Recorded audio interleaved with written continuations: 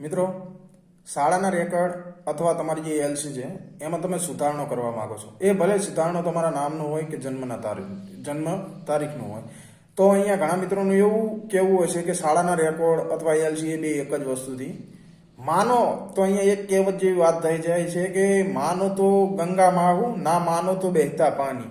અહીંયા એ રીતની વાત છે. તો તમારે એ વાત તમારે અહીંયા સમજવી જોઈએ.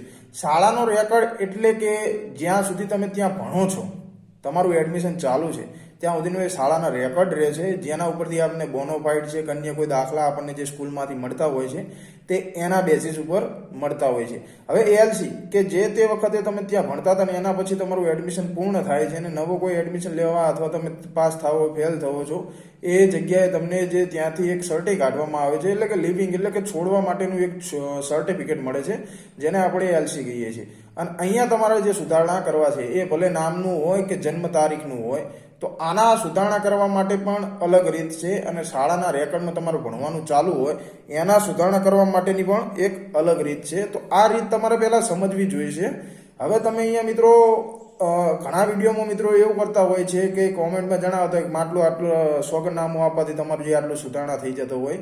તો મિત્રો આ એક અલગ અલગ પોસિબિલિટી માટેના અલગ અલગ ડોક્યુમેન્ટેશન હોય છે. દર વખતે કે દર સમયે એવું જ નથી હોતું કે તમે જે રીતે સોગંદનામું આપો છો અને થઈ જાય છે. તો અહીંયા પહેલાં હું તમને શાળાના રેકોર્ડ માટે જણાવું કે અહીંયા જે છે શાળાના રેકોર્ડ એટલે કે તમે જ્યાં સુધી તમે ભણતા હોય એ વખતે તમારા એમાં નામમાં અથવા જન્મ તારીખમાં સુધારણા કરવા છે. હવે આ સુધારણા એવું નથી કે તમારે સ્પેલિંગ મિસ્ટેક હોય, રસવાઈ દીર્ઘઈ એટલે કે ગુજરાતીમાં કોઈ મિસ્ટેક હોય, યા ફિર કોઈ તમે ધર્માંતર અથવા તમારું આખું નામ બદલો છો, ગેજેટ કરાવો છો અને તેમાં એ અનુસંધાને તમારે આખો સુધારો કરવો છે, એ પણ અહીંયા ઇન્ક્લુડેડ છે. તો અહીંયા તમારે શાળાના રેકોર્ડમાં જો તમારે સુધારણા કરવાના હોય તો જે તે શાળાના જે પ્રિન્સિપાલ છે એમને મળવાનું છે અને એમને તમારી વાત ઉપર કન્સેન્ટ કરવાના છે કે મારે આ સુધારણા કરવાનું છે.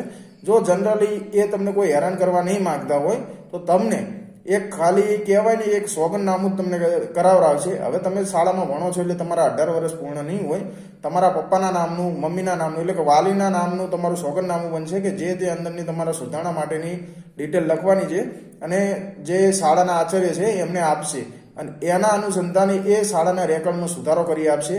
જે રેલેવન્ટ ડોક્યુમેન્ટ છે એ પણ માગશે. ડાયરેક્ટ તમને માત્ર એક સોગંદનામાના આધારે તમારું નામ સુધરી જાય એવું જરૂરી નથી હોતું. જ્યાં સુધી આચાર્યને લાગે નહીં કે આ સુધારણા છે એના માટે જે રેલેવન્ટ ડોક્યુમેન્ટ જોઈએ છે એ પૂર્ણ નથી, ત્યાં સુધી એ આચાર્ય તમારી પાસે માગવાની જે ડોક્યુમેન્ટ છે એ એની સત્તા રહી છે. હવે વસ્તુ આટલી જ છે કે જ્યાં સુધી તમે ભણો છો એના માટે.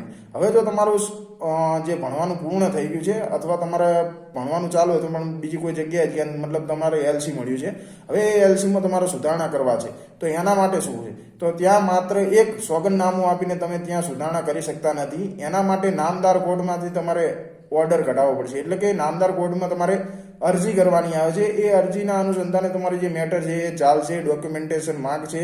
એ ડોક્યુમેન્ટેશનના આધારે જ્યારે નામદાર કોર્ટને લાગશે કે ના ભાઈ વાત પૂરી જે છે એ પૂરી કમ્પ્લીટ છે, ડોક્યુમેન્ટેશન સાચા છે, એના અનુસંધાને એક ઓર્ડર કરશે ને એ ઓર્ડર તમારા જે તે સ્કૂલના આચાર્ય પ્રિન્સિપાલને કંઈ મળશે, બરાબર, અને એમને એ અનુસંધાને તમારી જે એલસી છે એમાં સુધારણા કરશે.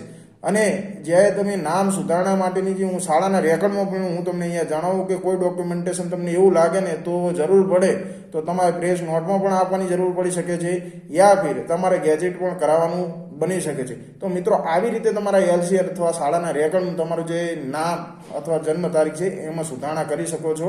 બાકી સમય જતાં આમાં પણ કોઈ અપડેશન આવી શકે છે અને એમાં પણ કોઈ ચેન્જીસ આવી શકે છે, પરંતુ અત્યારે આટલા પૂરતું છે. વધુમાં તમને એવું જણાવવું છે કે જે નામ અને જન્મ તારીખના સુધારણા છે તો જે તે જિલ્લામાં અમુક સમયે મેળાનું આયોજન થાય છે. એટલે કે આ સુધારણા માટેના શિક્ષણ વિભાગમાં મેળાનું આયોજન થતું હોય છે અને એ મેળો થતો હોય છે ત્યારે જો તમે આ ડોક્યુમેન્ટેશન કમ્પ્લીટ કરો છો ને એમાંથી એ પ્રોસેસ કરો છો તો આ પ્રોસેસમાંથી તમારે જે જ્યાદાતર જે પ્રોસેસ કરવાની આવે છે એ થતી નથી, પણ માત્ર એક જ પ્રોસેસમાં તમારો એ ઓર્ડર ને એ બધું કમ્પ્લીટ થઈ જતું હોય છે. તો ધ્યાન રહે ત્યાં સુધી તમારા જિલ્લામાં કોઈ આનું આયોજન થતું હોય તો એનું તમારે ખાતરી કરતી રહેવી, જેથી તમારે અન્ય જે ખર્ચો છે કે અન્ય તમે જે હેરાન પરેશાન થતા હોય છે, વાત માત્ર અહીંયા ખર્ચાની જ હોતી નથી પરંતુ અહીંયા હેરાન પરેશાન સમયની પણ આપણને મર્યાદા અહીંયા નડતી હોય છે. જે તમારે ધ્યાનમાં લેવી જરૂરી બને છે. અને આવી રીતે તમારા જન્મ છે કે એમાં જન્મ તારીખ છે, નામ છે, શાળાના રેકોર્ડ અથવા એલસીમાં તમે સુધારણા કરી